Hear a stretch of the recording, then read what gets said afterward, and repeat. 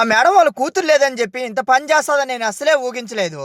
ఆ మేడం వాళ్ళ కూతురు జాగూరికి వెళ్ళిందని చెప్పి పడికట్లు మొత్తం కడిగించేదానికైతే ప్లాన్ చేస్తున్నది. అందుకని చెప్పి నేను హౌస్ అయితే తీసుకొని పోయి ఈ సందు కడగాలి, అలాగే పడికట్లు కూడా కడిగిస్తా ఉన్నది. ఒకప్పుడు అయితే ఈ సందు మాత్రం కడిగిస్తా ఉండేది. మేడం ఒక మెంటాలిటీ ఉంది, ఏదన్నా ఇంట్లో కొత్త ఇంట్లోకి పోయినా పాత ఇంట్లోకి పోయినా కూడా చీరలు కొట్టి ఏమైనా తగిలియాలని ప్లాన్ చేస్తా ఉంటది గోడలకి. అయితే వాళ్ళ కూతురు ఇంట్లోకి వచ్చిందని చెప్పి వాళ్ళ కూతురు అయితే చీరలు అయితే కొట్టిలేదు, అలాగే ఏమైనా పనులు చేపించినా కూడా చేపించడం లేదు. అందుకని చెప్పి వాళ్ళ కూతురు లేదని చెప్పి ఇప్పుడైతే నా దగ్గర అయితే పడికట్లు అయితే కడిగిస్తా ఉన్నది. పని మిషన్ అయితే పిలిపిలేదు, అయితే ఒక బుద్ధి అయితే ఉన్నదంట. ఇక సబ్బుని వేసి కడగని చెప్తా పడికట్లన్నీ. నేను తోచా మేడం అంటే లేదు లేదు మట్టి ఎక్కువ ఉన్నది కడుగు అని చెప్తున్నది.